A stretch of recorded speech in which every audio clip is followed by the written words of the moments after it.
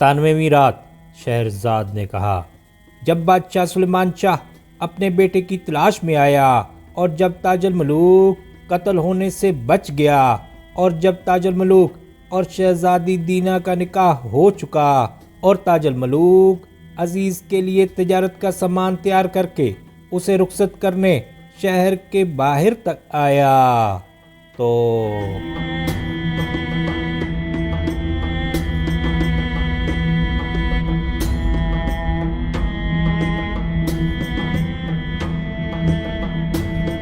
جب عزیز سفر کرتے کرتے اپنے وطن پہنچا اور اپنے گھر گیا تو اس نے دیکھا کہ اس کی ماں اس کے غم میں مبتلا ہے۔ جب عزیز نے اپنی ماں کو سلام کیا اور جب اس کی ماں کی نظر اس پر پڑی تو خوشی کے مارے اس کے آنسو بہنے لگے اور اس نے عزیز کو سینے سے لگا لیا اور بہت دیر تک وہ اسے پیار کرتی رہی۔ اب اس کی ماں نے اس سے غائب رہنے کا سبب پوچھا اور اس نے شروع سے لے کر آخر تک سارا قصہ بیان کر دیا اور پھر اس نے بتایا کہ تاج الملوک نے 100 بوجھے کپڑوں اور دوسرے مال کے میرے ساتھ کر دیے ہیں۔ ماں کو اس پر بڑی خوشی ہوئی۔ اب عزیز اپنے شہر میں اپنی ماں کے پاس رہنے لگا اور جب اسے اپنی چچیری بہن کی یاد آتی تو وہ بہت غمگین ہوتا اور بدذات ولیلہ کی بیٹی کی حرکت پر روتا تھا۔ ادھر بادشاہ شہرمان نے اپنی بیٹی کے لیے سفر کی تیاری کرنی شروع کر دی تاکہ وہ اپنے شوہر اور سسر کے ساتھ روانہ ہو جائے اور سارے باراتیوں کے لیے توشہ اور تحفے تحائف ساتھ کر دیے اور وہ لوگ روانہ ہو گئے اور بادشاہ شہرمان 3 دن تک ان کے ساتھ ہم رکاب رہا۔ اب تاج الملوک اور اس کا باپ اور اس کی بیوی اور سارا لشکر دن رات کوچ کرتے رہے یہاں تک کہ اپنے شہر کے قریب پہنچے۔ لوگوں کو ان کے آنے کی خبر مل چکی تھی اور انہوں نے شہر کو آراستہ کر رکھا تھا۔ اب بادشاہ سلیمان شاہ شہر کے اندر پہنچ کر تخت پر بیٹھا اور اس کا بیٹا تاج الملوک اس کے پہلو میں، اور پھر اس نے انعام و اکرام کرنا شروع کر دیا اور قیدیوں کو آزاد کیا۔ اس کے بعد اس نے اپنے بیٹے کی خاطر ایک اور پرشکوہ ولیمے کی دعوت کی جس میں سارے شہر کو سجایا گیا اور 1 مہینے تک برابر جشن منایا گیا اور بادشاہ نے اپنے بیٹے کی خوشی میں ہر قسم کی خواہش پوری کی اور ہر خاص و عام کو خزانے اور عنایات سے نوازا اور تاج الملوک اور شہزادی دینا نے مرتے دم تک عیش و عشرت میں زندگی گزاری۔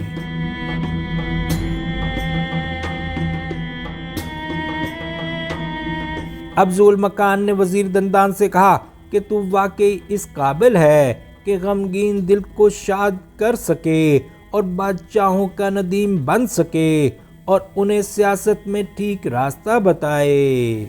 اب انہیں قسطنطنیہ کا محاصرہ کرتے کرتے 4 سال گزر گئے اور انہیں وطن کی یاد ستانے لگی اور لشکری شکایت کرنے لگے کیونکہ وہ جاگتے اور محاصرہ کرتے اور دن رات لڑتے لڑتے تنگ آ گئے تھے۔ اب ذو المکان نے بہرمان اور رستم اور ترکاش کو طلب کیا اور ان سے کہا کہ ہم اتنے سال یہاں ٹھہرے ہیں لیکن ہمارا مقصد حاصل نہیں ہوا بلکہ تکالیف اور زیادہ ہو گئی ہیں۔ ہم بادشاہ عمر بن نعمان کا بدلہ لینے آئے تھے لیکن اپنے بھائی شرکان کو بھی کھو بیٹھے اور بجائے ایک حسرت کے 2 حسرتیں پیدا ہو گئی ہیں اور ان سب کا سبب ذات الدعا ہی ہے کیونکہ اسی نے بادشاہ کو اس کے محل میں قتل کیا تھا اور اس کی بیوی صفیہ کو لے گئی اور ہمیں فریب دے کر میرے بھائی کو ذبح کیا اور میں نے قسم کھائی کہ میں بدلہ لے کر چھوڑوں گا۔ اب تمہاری کیا رائے ہے؟ ان باتوں کو اچھی طرح سے سمجھ کر جواب دو۔ یہ سن کر انہوں نے سر نیچا کر لیا اور کہا کہ رائے دینا وزیر دندان کا کام ہے۔ اس پر وزیر دندان بادشاہ ذو المکان کے سامنے آیا اور کہنے لگا کہ جہاں پناہ، اب یہاں زیادہ ٹھہرنے میں ہمارا کوئی فائدہ نہیں۔ میری رائے میں بہتر یہ ہے کہ ہم اپنے وطن واپس جائیں اور وہاں کچھ مدت ٹھہر کر پھر واپس آئیں اور کفار سے جہاد کریں۔ بادشاہ نے کہا کہ یہ رائے بہت مناسب ہے، اور سب لوگ اپنے اہل و عیال سے ملنے کی آرزو میں بھی ہیں، اور مجھے بھی اپنے بیٹے کان مکان اور اپنی بھتیجی قضیہ فقان کے دیکھنے کی تمنا ہے۔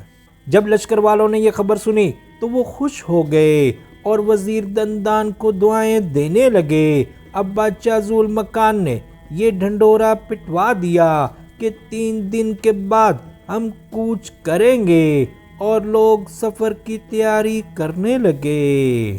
جب چوتھا دن ہوا تو طبل بجنے لگے اور جھنڈے کھل گئے۔ اب بادشاہ ذو المکان فوج کے قلب میں نمودار ہوا، اور وزیر دندان اس کے دائیں اور بڑا دربان اس کے بائیں پہلو میں ہو لیا، اور لشکر روانہ ہو گیا۔ دن رات سفر کرتے کرتے جب وہ بغداد پہنچے تو لوگ انہیں دیکھ کر خوش ہو گئے، اور ان کا رنج و الم جاتا رہا، اور لوگ اپنے پیاروں سے ملے، اور بادشاہ اپنے محل میں جا کر اپنے بیٹے کان مکان سے ملا۔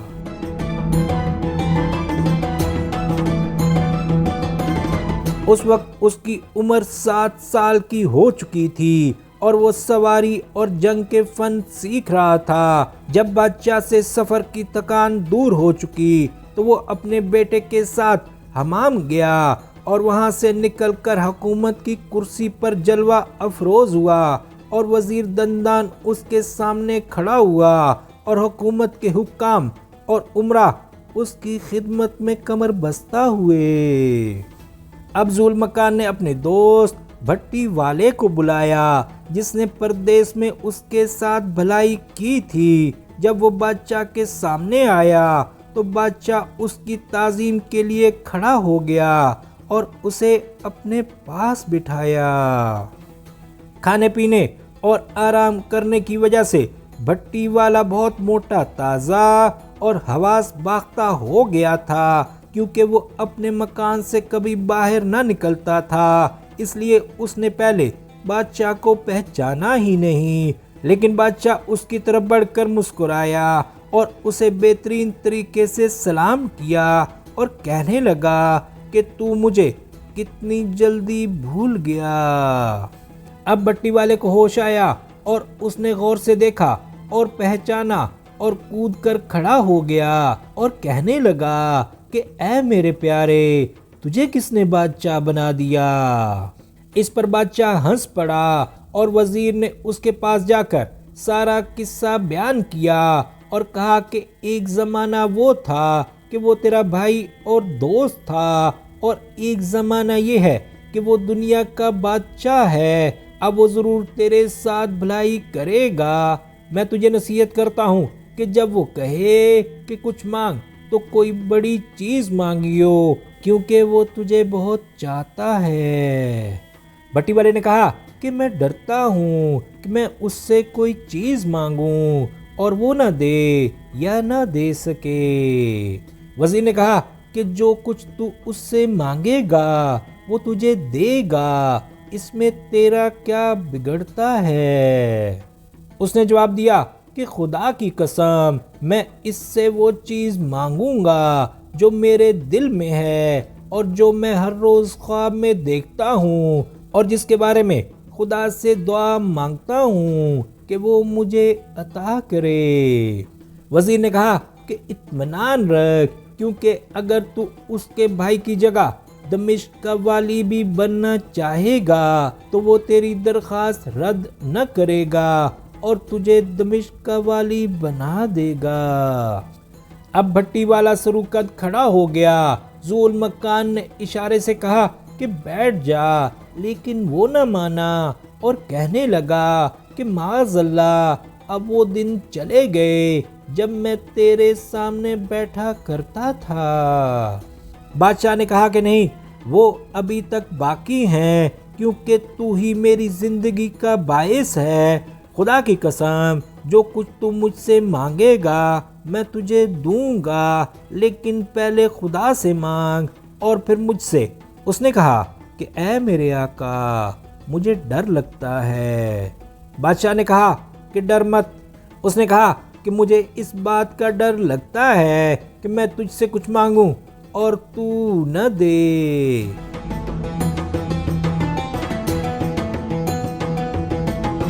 بادشاہ نے کہا کہ وہ ایسی کون سی چیز ہو سکتی ہے، اور ہنس پڑا اور کہنے لگا کہ اگر تم میرا آدھا ملک بھی مانگے تو میں تجھے اپنا شریک بنانے کے لیے تیار ہوں، لہذا مانگ اور زیادہ باتیں مت بنا۔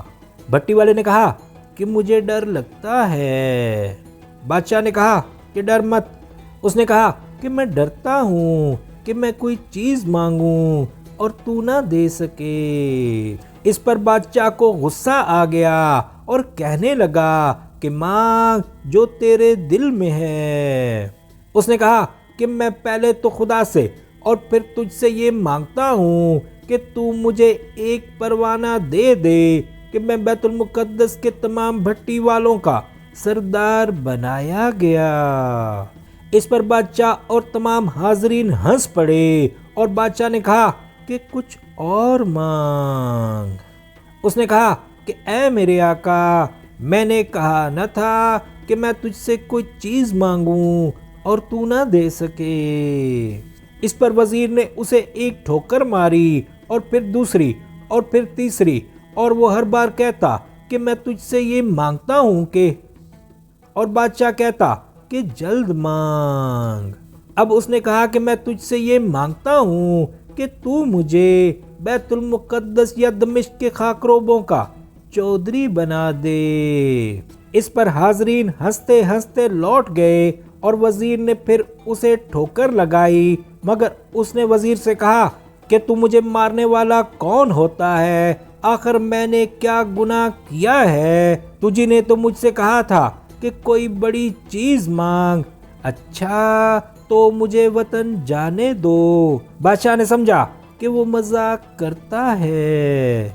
تھوڑی دیر ٹھہرنے کے بعد بادشاہ نے اس سے کہا کہ اے میرے بھائی مجھ سے کوئی ایسی بڑی چیز مانگ جو تیری شان کے شایع ہو۔ اس نے کہا کہ جہاں پناہ میں پہلے خدا سے اور پھر بادشاہ سے یہ مانگتا ہوں کہ تو اپنے بھائی کی جگہ مجھے دمشق کا والی بنا دے۔ بادشاہ نے کہا کہ خدا نے یہ تجھے عطا کیا، اور اس نے بادشاہ کے آگے زمین کو بوسہ دیا۔ بادشاہ نے حکم دیا کہ اس کے لیے ایک کرسی لاؤ جو اس کے عہدے کے قابل ہو، اور اسے ایک نوابی خلعت عطا کی، اور اس کے لیے ایک پروانہ لکھ کر اس پر مہر لگا دی، اور وزیر سے کہا کہ سوائے تیرے اور کوئی اس کے ساتھ جانے کے قابل نہیں، اور جب تو لوٹیو تو اپنے ساتھ میری بھتیجی قضیہ فقہ کو لیتے آئیو۔ وزیر نے کہا کہ بصر و چشم، اور وہ اسے لے کر چلا گیا اور سفر کی تیاری کرنے لگا۔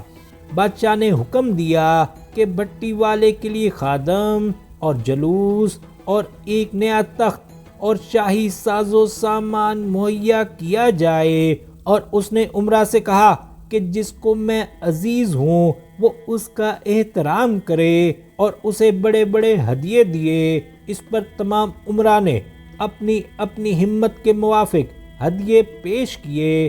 بادشاہ نے اس کا نام سلطان زبل خاں رکھا اور اس کو مجاہد کا لقب دیا۔ اب شہرزاد کو ثبوتی دکھائی دی اور اس نے یہ کہانی بند کر دی۔